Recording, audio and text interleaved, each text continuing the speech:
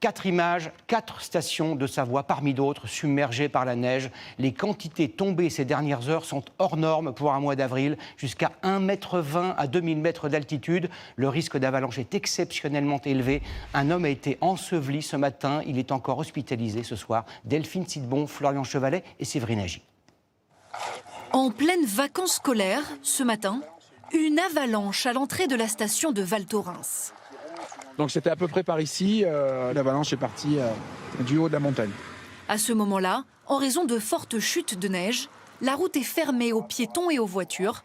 Une personne se trouve pourtant sur les lieux. Elle prenait des photos quand une avalanche s'est spontanément déclenchée et l'a emportée sur quelques mètres. La victime, en arrêt cardio-respiratoire, a été transportée à l'hôpital de Grenoble. Elle n'est pas encore tirée d'affaire. Les gendarmes de haute montagne alertent. Des blocs de neige peuvent se décrocher des toits et provoquer des blessures, même dans les centres-bourgs comme cette fois-ci. En fait, ce qui est particulier, c'est que voilà, on a une grosse quantité de neige avec des déclenchements qu'on appelle spontanés, naturels, et du coup qui peuvent venir de manière accidentelle toucher des gens qui sont en bas de zones de montagne. À l'extérieur de la commune, toute l'après-midi, des avalanches ont été déclenchées pour sécuriser la zone. Conséquence, certaines portions de la route ont été fermées plusieurs heures. Vu la chute de neige qu'il y a eu, c'est très risqué, ça tombe à tout moment, comme il s'est passé à Val Thorens. Donc ils veulent limiter les dégâts, je pense, donc c'est mieux pour nous et pour tout le monde. Des coulées de neige, ailleurs aussi en Savoie, sous ce paravalanche à Sainte-Foy-Tarentaise, ou ici, à Valseny. Les coulées de neige de cette nuit et de ce matin sont encore visibles, passées toutes proches de ces maisons à flanc de montagne. Nicolas y est en vacances avec sa famille. En ouvrant sa porte ce matin, il se retrouve face à un mur blanc. On s'est réveillé ce matin et on ne voyait plus rien par la fenêtre. On était recouvert de neige. Et donc en fait, on a une coulée de neige cette nuit qui a complètement recouvert autour de la maison. Ça fait 20 ans que je vais au ski, j'ai jamais vu ça. Demain, en raison du redout, promeneurs et skieurs devront redoubler de vigilance. Pour la journée de demain, retour du soleil, retour de températures plus douces. Donc ça veut dire fonte d'une partie de la neige avec un manteau très instable parce que cette neige n'est pas tassée, d'où un risque d'avalanche encore très important. D'après Météo France, à certains endroits de Savoie, il n'était pas tombé autant de neige un mois d'avril depuis 1962. Effectivement, ces chutes de neige très impressionnantes ont bloqué de nombreuses routes en Savoie et en Haute-Savoie. Toutes viennent de rouvrir ce soir. La circulation des trains, elle, est très perturbée, notamment à cause des chutes d'arbres sur les voies ou sur les caténaires. Jeanne Cancard et Yanis Matisse. Sur les routes, des voitures abandonnées et des kilomètres d'embouteillage, de camions à l'arrêt.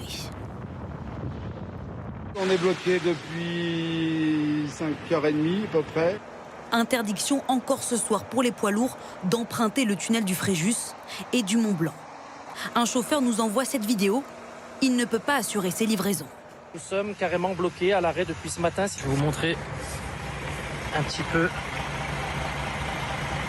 Voilà, tout le monde est carrément à l'arrêt. Et au milieu de ces camions, des vacanciers pris de court. Cette famille a un avion à prendre. C'est horrible. Donc là, on attend depuis 40 minutes, je pense. Difficile d'anticiper. En quelques heures seulement, il est tombé plus d'1 mètre de neige en Savoie. Voici le paysage hier de ces stations de ski et aujourd'hui. Sous le poids de cette neige, des arbres tombent sur les routes comme ici en Maurienne. À quelques centimètres d'une voiture. Ces agents ont retiré une centaine d'arbres depuis ce matin et ce n'est pas fini. On a mis les équipes en œuvre depuis hier soir jusqu'à ce soir encore et demain. On était parti sur un printemps plutôt précoce et puis en fait c'est l'inverse. Circulation compliquée aussi, voire impossible pour les trains. Les voyageurs sont acheminés en taxi vers d'autres gares, comme ici, à Chambéry. André a dû faire 2 heures de route, un voyage qui commence... Très mal. Je me suis levé à 5 heures ce matin, il n'y avait pas de train, il n'y avait pas de bus, ils ont tout supprimé. Dans le département, Le réseau ferroviaire reste perturbé ce soir. Trop dangereux encore pour les agents de retirer tous les arbres des voies. Ils reprendront le travail demain matin. Et dans ce même département de la Savoie, 1300 foyers sont encore privés d'électricité ce soir. La mesure est extrêmement rare. Un confinement a même été mis en place pendant plusieurs heures dans 2 stations, Tignes et Val Thorens. Les habitants et les vacanciers ont dû rester à l'intérieur. Ils ont pu finalement sortir cet après-midi. Léa Merlier, Pascal Rousset et Lucie Lascaux. Avancer dans les rues de Tignes relève de l'expédition. Les routes et les voitures ont disparu sous 1,10 m de neige. Impossible de circuler, même les déneigeuses peinent à se frayer un chemin. Le paysage a complètement changé en 24 heures, de quoi surprendre cette vacancière. Hier, il y avait de l'herbe, et ce matin, on va ouvrir la porte, et on a tada, un tout petit peu de neige devant l'entrée de la maison. Derrière ici, on a Tignes-le-Lac. Et hier, c'était vert. Équipés d'un balai et de poêles, certains tentent de dégager leur véhicule. Mais pour prendre la route, il faudra attendre un peu. Ce restaurateur, lui, s'amuse en musique de ces chutes de neige. Presque 1 mètre à l'entrée de son établissement. Par mesure de sécurité, la station a été confinée toute la matinée, jusqu'à 15 h. Du jamais vu pour ce directeur d'hôtel. Ça arrive qu'il neige au mois d'avril, régulièrement. Mais là, en voir autant, c'est vraiment impressionnant. On a déjà eu pas d'accès à la route, passer à les routes fermées, etc. Ça, oui, ça arrive. Mais qu'on ait d'avoir la consigne de rester chez soi confiné, moi, sincèrement, c'est la première fois que ça m'arrive à la montagne. Les toits sont déneigés à la hâte. Le poids de la poudreuse risquerait de blesser un passant en tombant. À 15 h, levé du confinement, les vacanciers se ruent dehors pour en profiter un peu et immortaliser le moment. L'occasion aussi de faire quelques emplettes en magasin.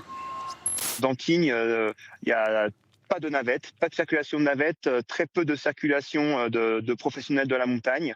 Et en tout cas, comme vous le voyez derrière moi, voilà, c'est un peu station morte. Les conditions météorologiques devraient s'améliorer. La station pourrait rouvrir normalement demain matin.